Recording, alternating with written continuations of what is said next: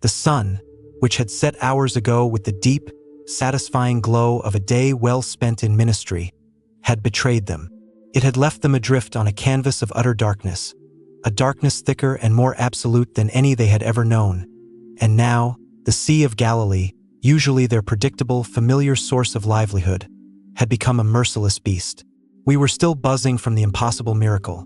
5 loaves and 2 fish feeding 5,000 men, a calculation that defied every law of nature and economics we knew. But now, the Master, Jesus, had compelled us to get into the boat and go on ahead of him to the other side, while he dismissed the crowds and went up the mountain alone to pray. That separation felt wrong, a tear in the fabric of their recent certainty. We were tired, bone-deep weary from the crowds, the excitement, and the sheer effort of organizing that monumental feast. But exhaustion quickly turned to fear. As the hours dragged by, the expected gentle breeze transformed into a gale, whipping across the water like a physical lash. The water wasn't just choppy. It was malicious. It was rising up in great, black, heaving mounds, crashing over the gunwales and soaking us to the bone in icy spray. My hands, Simon Peter's hands, accustomed to the rough texture of nets and oars, were blistered and raw, cramping with the relentless, futile effort of rowing against a wind that seemed determined to push us back to shore, or, failing that, swallow us whole.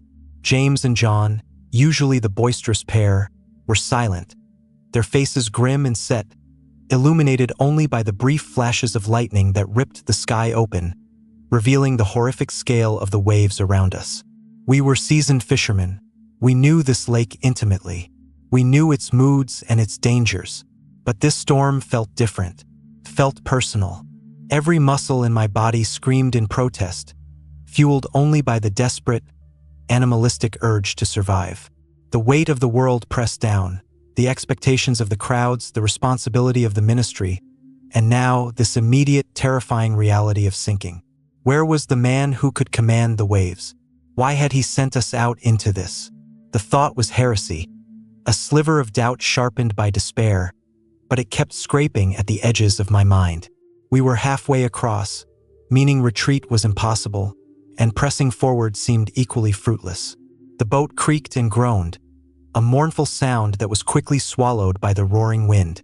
Every time a wave higher than the rest slammed into the hull, a collective gasp escaped us, the realization hitting afresh. We were not going to make it. This was not a test. This was the end of the line. The fear was a cold, thick liquid filling my chest, pushing the air out of my lungs, leaving me only with the bitter taste of salt and failure.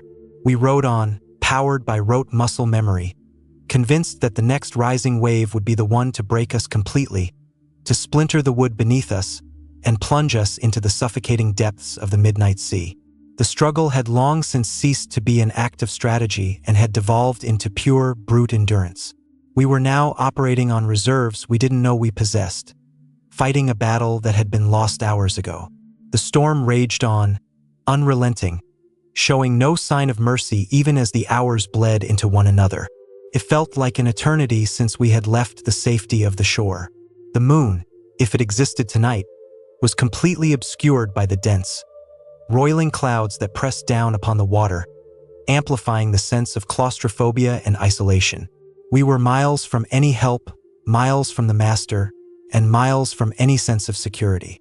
Andrew, my brother, usually the pragmatist, was staring fixedly at the black water, his lips moving silently in prayer.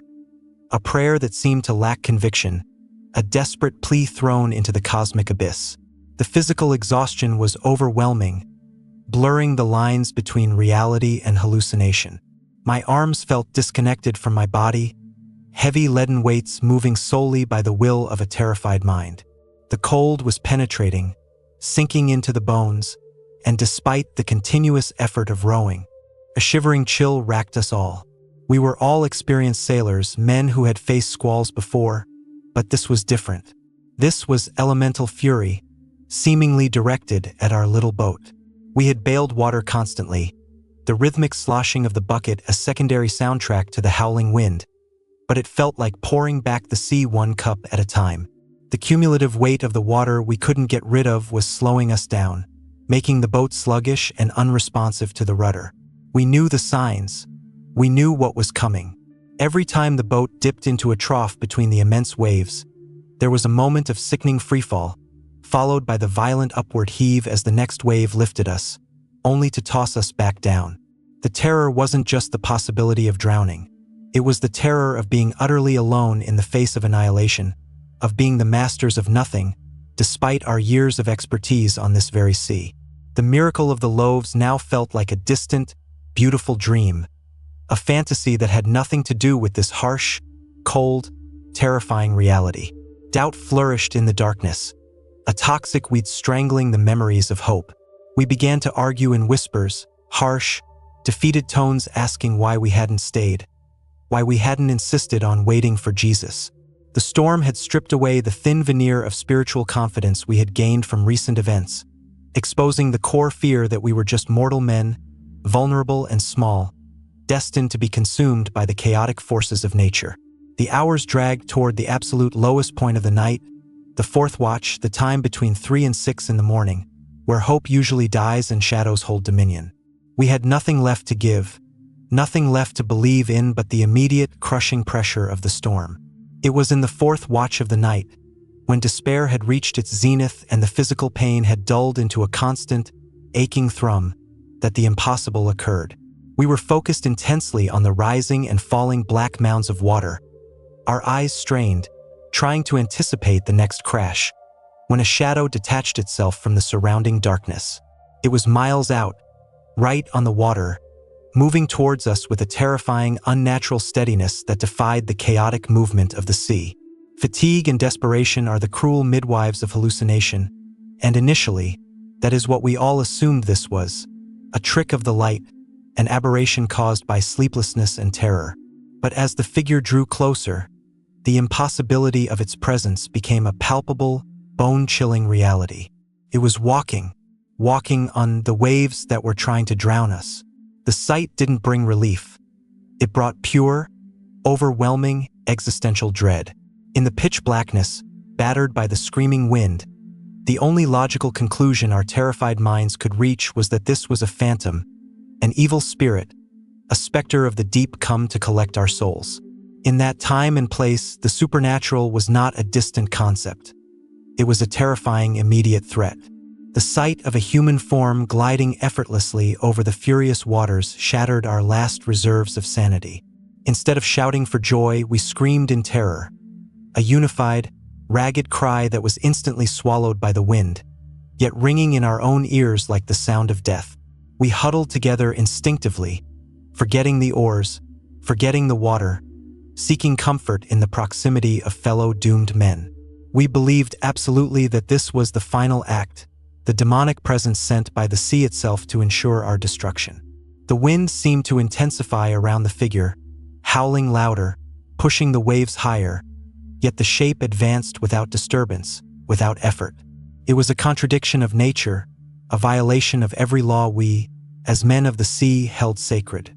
Our exhaustion had vanished, replaced by a hyper-alert adrenaline surge, the ultimate, paralyzing fear of facing the unknown, the demonic, the unholy.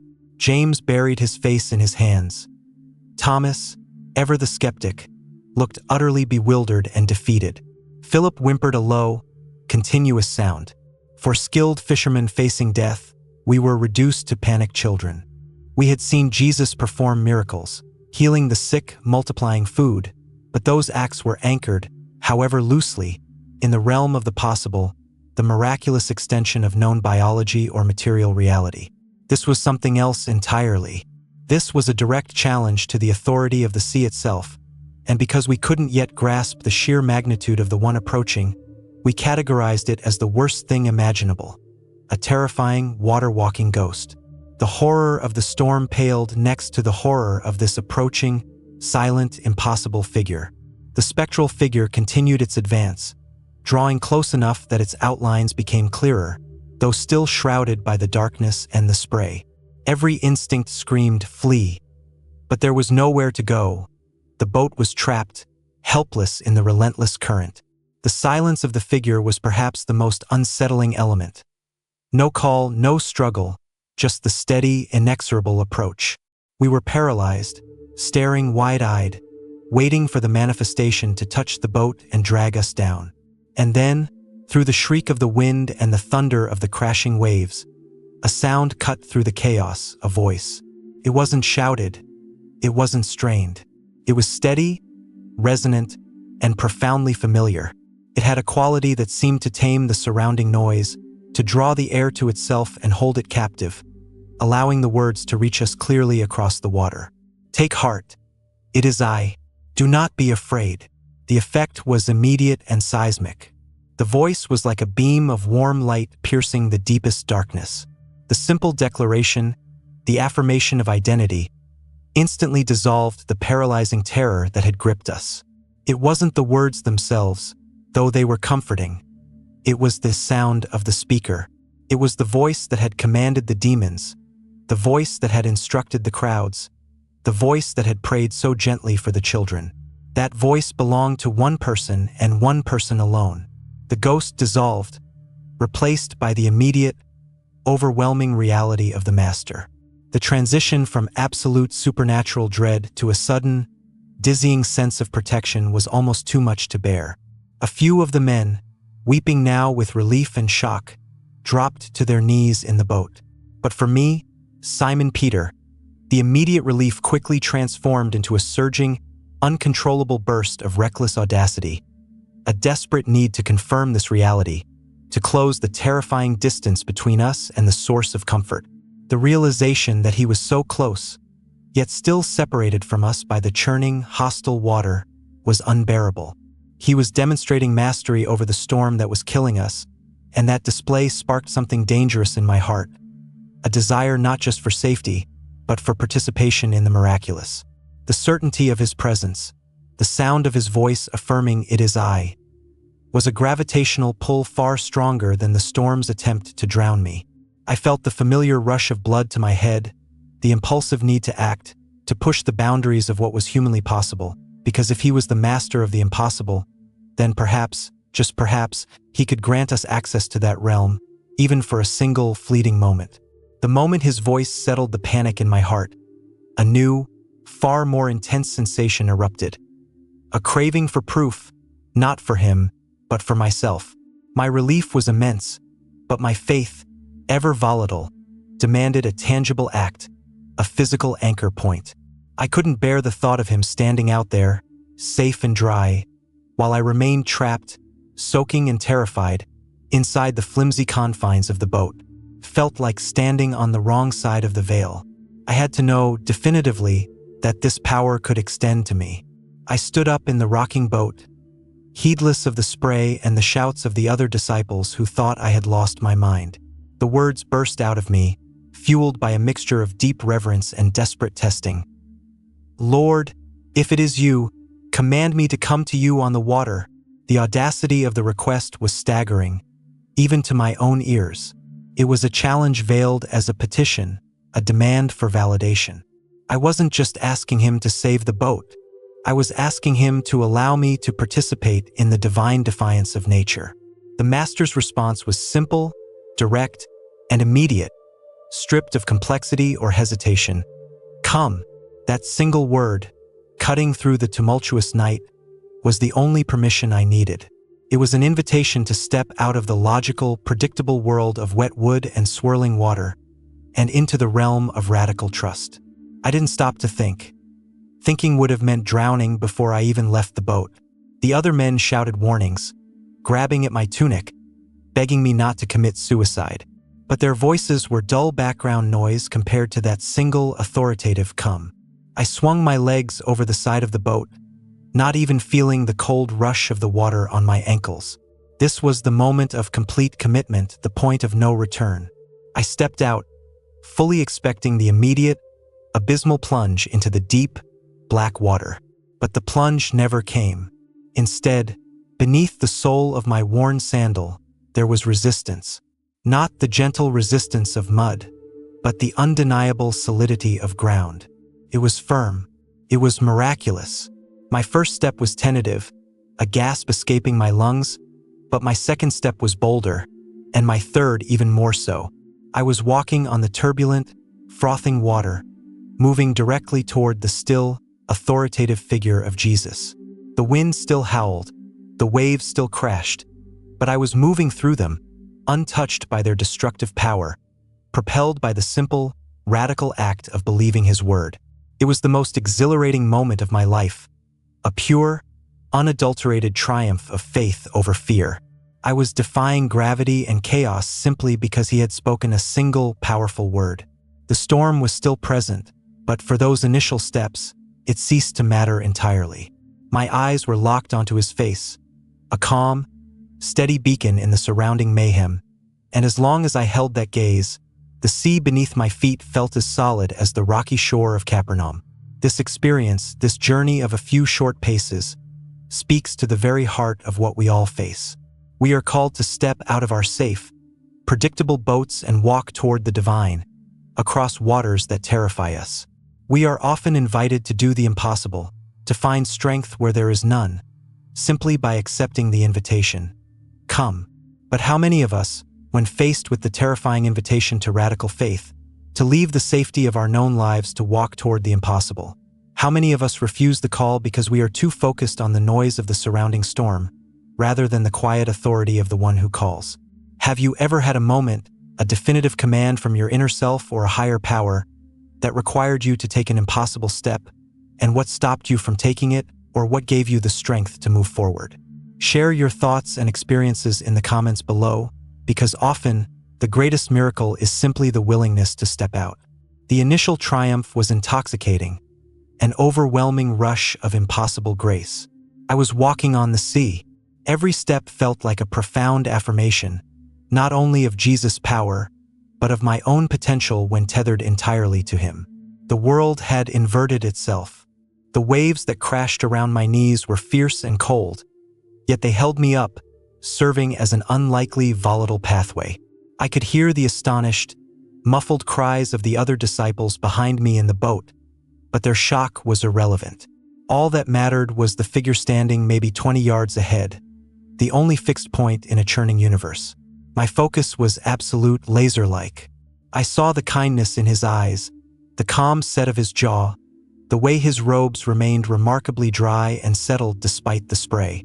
The power emanated from him not as a burst of energy, but as a silent, profound certainty that held the chaos in check.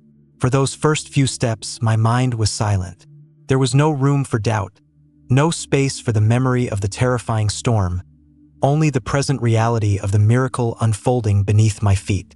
It felt like flying, but grounded, a sensation of weightlessness combined with perfect stability.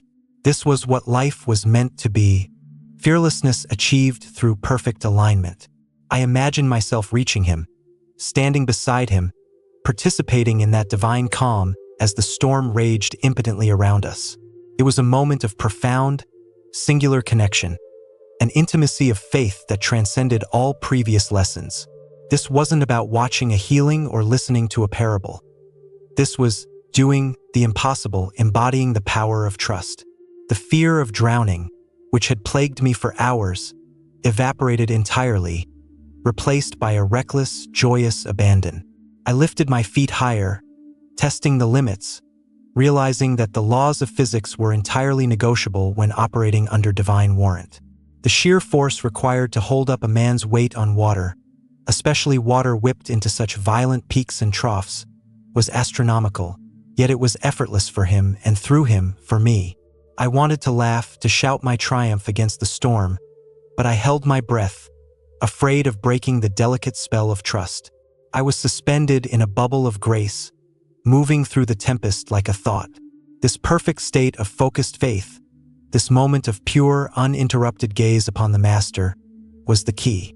It was the absolute, non-negotiable prerequisite for the miraculous journey. It felt like I had found the very core of truth, the simplest, most potent answer to all the world's problems. Just look at him. Just keep looking. But the human mind is a treacherous landscape, easily seduced by the drama and noise of the periphery. The distance between me and Jesus was rapidly shrinking. Perhaps only 10 steps remained, when the spell began to fray.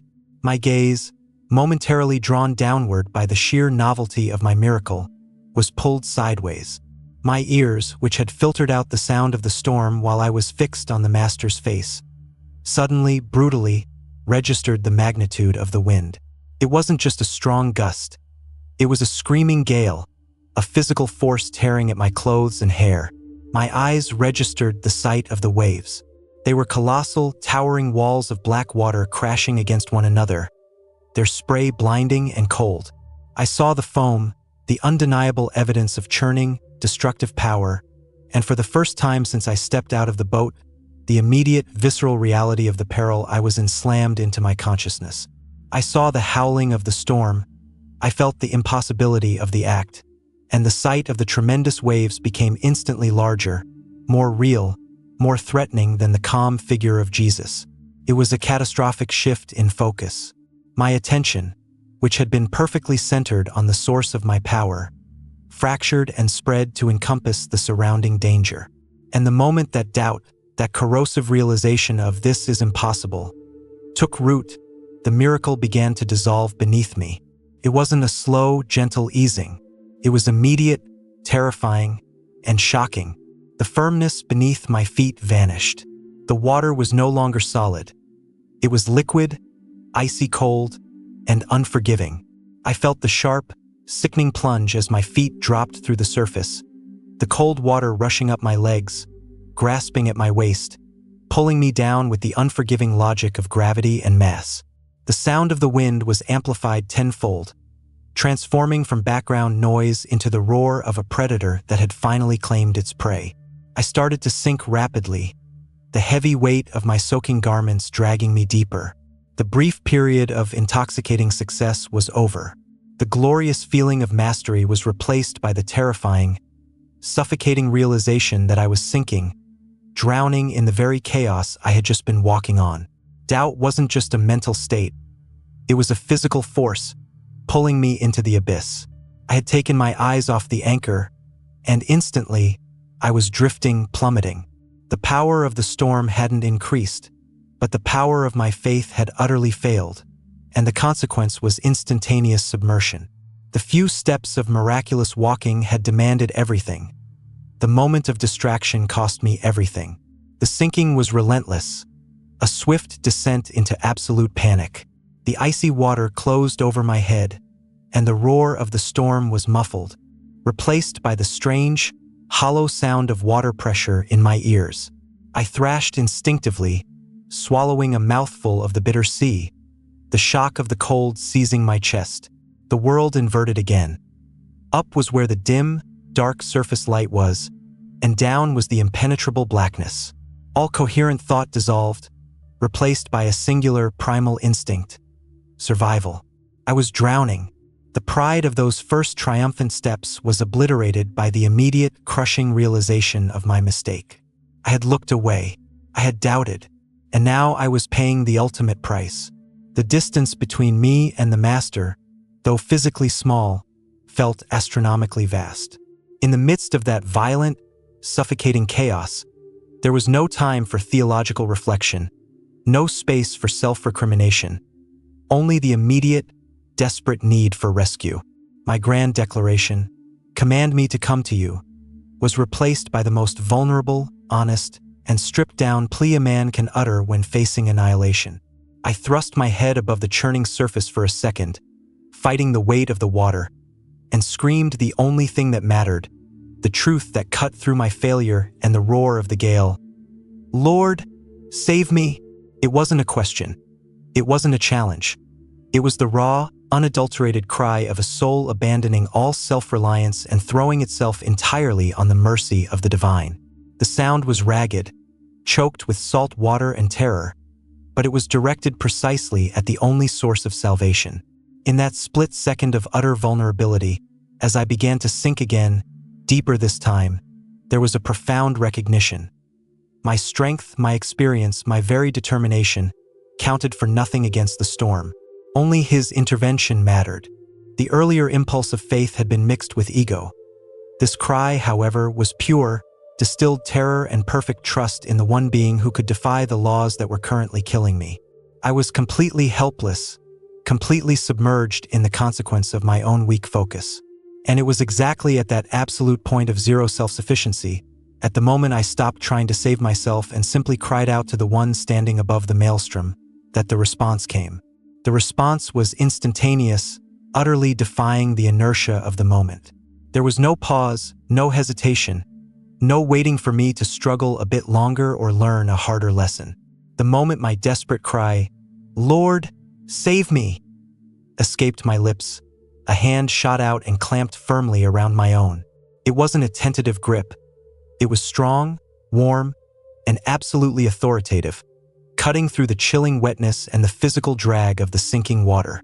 I felt myself hauled upward with effortless power, snatched back from the abyss of the crushing waves. One moment I was sinking, submerged and terrified. The next, I was standing upright, dripping but miraculously stable, my feet once again finding purchase on the solid, miraculous pathway.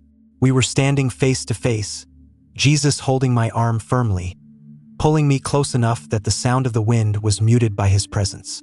The immediate, overwhelming sensation was safety, the abrupt cessation of terror, the return to a solid reality that should not have existed.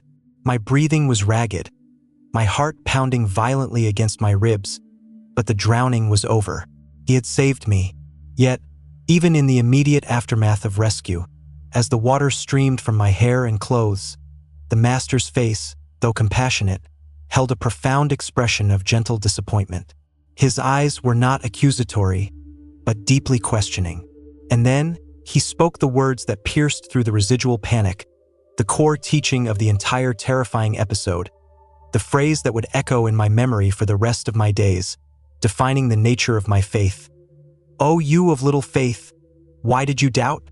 The question hung in the air, heavier than the storm itself. He didn't ask, "Why did you try to walk on water?" He didn't ask, "Why were you afraid of the waves?" He asked, "Why did you doubt?" The doubt, he implied, was the sin. The doubt was the force that broke the connection and allowed the natural world to reclaim me. The storm hadn't caused my sinking.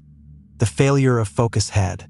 The moment I shifted my gaze from the power of the Savior to the power of the problem, I fell. His words weren't a condemnation of my courage. He had, after all, invited me to step out, but a gentle indictment of the fragility of my focus. It was the crucial distinction.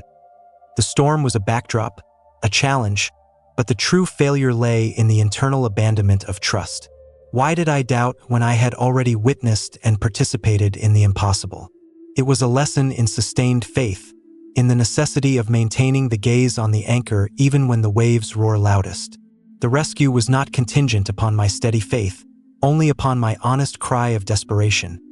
But the sustained miracle, the walking, was entirely contingent upon maintaining my gaze. Still holding my wrist, Jesus turned, and together, miraculously dry now despite the spray, we walked the remaining steps back to the boat. The transition from the raging sea to the security of the vessel was immediate and surreal. As soon as our feet touched the deck, the change was palpable. It wasn't a gradual easing. The wind simply dropped. The howling gale instantly softened to a whisper, and the immense, threatening waves subsided into gentle swells, lapping against the hull rather than crashing over it. The silence that followed the tempest was deafening, a vacuum where terrifying noise had been. The other disciples, having witnessed the entire terrifying spectacle, my audacious request, the successful steps, the panicked sinking, the instant rescue, and the calm arrival, were utterly speechless, staring at the two of us standing dripping on the deck, and then out at the suddenly serene water. The silence lasted only a few heartbeats before it was broken by a collective, humbled prostration. The disciples fell at Jesus' feet, worshiping him, understanding now the true depth of his authority. "Truly, you are the Son of God," they whispered, the title now carrying the weight of the sea they had just fought.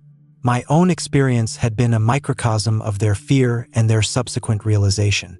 I was shivering, not from the cold, but from the spiritual shock of the lesson I had just received. The story of those moments on the water was not about a fishing trick or an athletic feat. It was a profound, undeniable parable enacted solely for my benefit, and for the benefit of all who would hear it. The lesson was etched into my memory. Storms are inevitable in life. They will come, they will rage, and they will threaten to overwhelm the boat of our existence. But when we fix our eyes on the Master, when our focus is entirely on His power and His invitation, we can walk across the very chaos that seeks to destroy us. The moment we shift our gaze, the moment we let the magnitude of the problem, the wind, the waves, the impossible reality, eclipse the magnitude of the Savior, that is the moment we start to sink. The world will always provide plenty of wind and waves to look at. Despair, loss, confusion, anxiety, and fear are the natural consequences of looking down at the storm instead of up at the one who commands it. But the hand of salvation is always instant, always available, always reaching out the moment we surrender our futile self-attempts and cry out, "Lord, save me." It is a journey of radical trust, punctuated by the simple, powerful, and demanding invitation, "Come." It is the ultimate guide to instant calm when life hits hard. It is found not in eliminating the storm, but in refusing to let the storm distract us from the unwavering presence of the Lord of the storm. The immediate, profound calm that followed our entry into the boat was the final, undeniable proof that the authority over nature lay entirely with Him, and that our peace was simply a function of our proximity and commitment to Him. We sailed the rest of the way to shore in a silence filled with awe, my clothes slowly drying, but my soul forever soaked in the understanding of my little faith and His magnificent rescuing grace. The journey across the water had taught us more than all the parables put together. It taught us that doubt is the gravity that pulls us under, and faith is the ground beneath our feet, provided we keep our eyes fixed on the only reliable path.